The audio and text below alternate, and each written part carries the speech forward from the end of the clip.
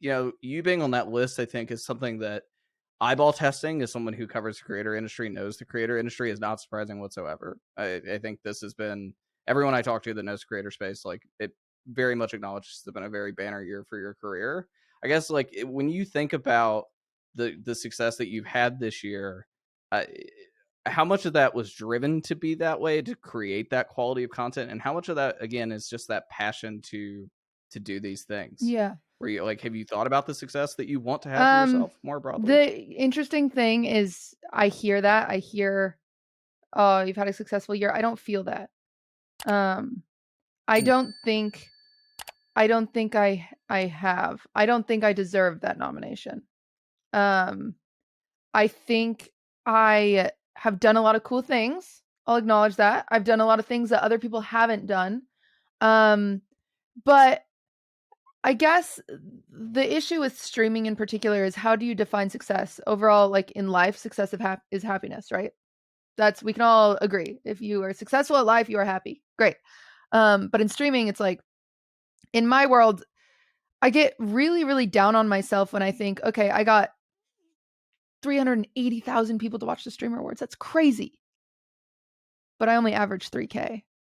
So how did I fumble that? How am I so uninteresting that only 3,000 people want to watch me? And then Beyblade, I got 30K viewers. Mm. The next day I'm at 3K. I'm like, dang, I am bad at this, right? Like, I don't think you can call me creator of the year when I can only be successful when I have other people. I am not successful on my own. I think maybe if I started like my own org or something like that, I could win an award, because I'm very much so community-based success. And so without that community, I don't think I'm successful. I realize that I'm the glue that puts these people together and gives them this platform to do this really cool thing, like go to camp, or like the Christmas concert coming up. And that's what makes me happy, is doing that. But I'm not Pokimane yet. I want to be. I would be amazing. I would love to go live and be able to play League of Legends to 20K people.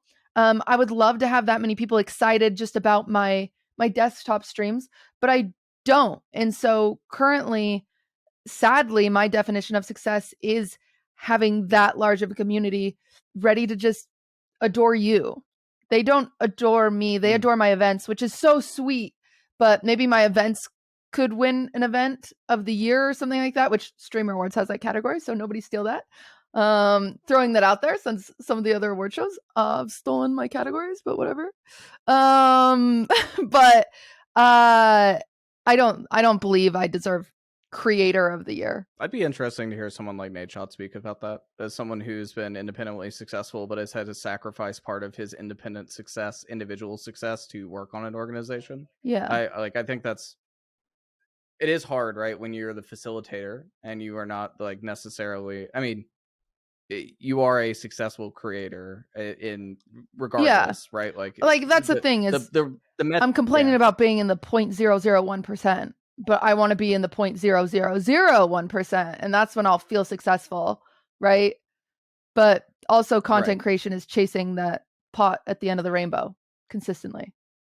Yes, and but I do think, like, again, some perspective. I think you should be proud of the work that you've done, even if it's just the cooking stream or whatever. If it's something very casual, it's still. I mean, I tuned in the other day when we were, like, working to book you on the show. Like, it's you had like 5,000 or 6,000 people in there. Like, people do show up. People are interested. So, and again, yeah, you are in that top class of Twitch streamers. So there's so many people that aren't there. So, useful perspective. Well, I appreciate it. But I do want to ask, what do you think? Like, what do you think is stopping you from hitting that next goal?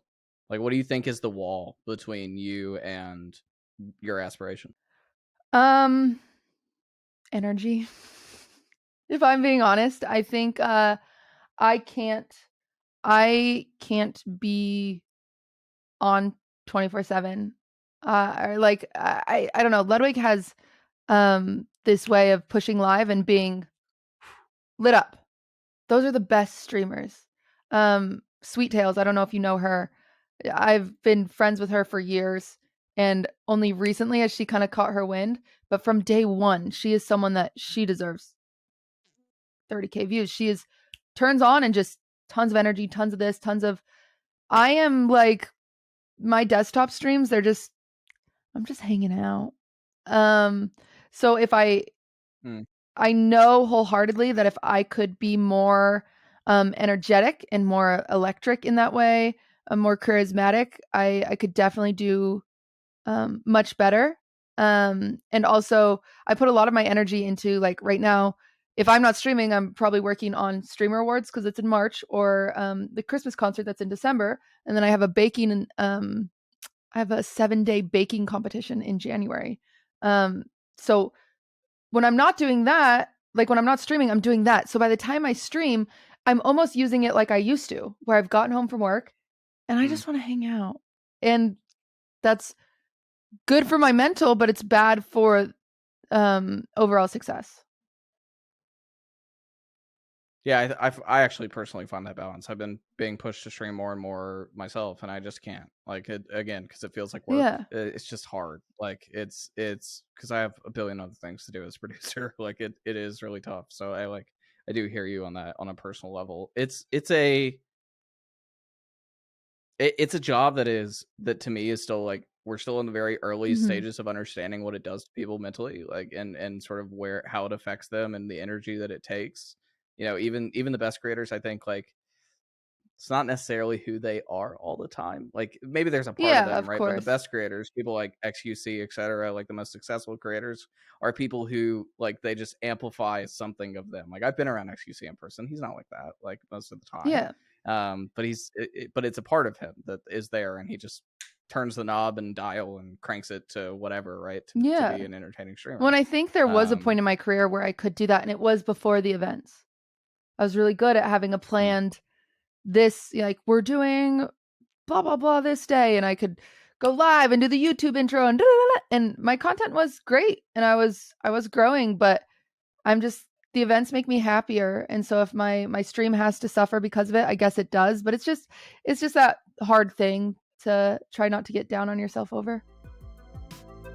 Thanks for watching Visionaries on YouTube. For more content, please subscribe to the Overcome channel.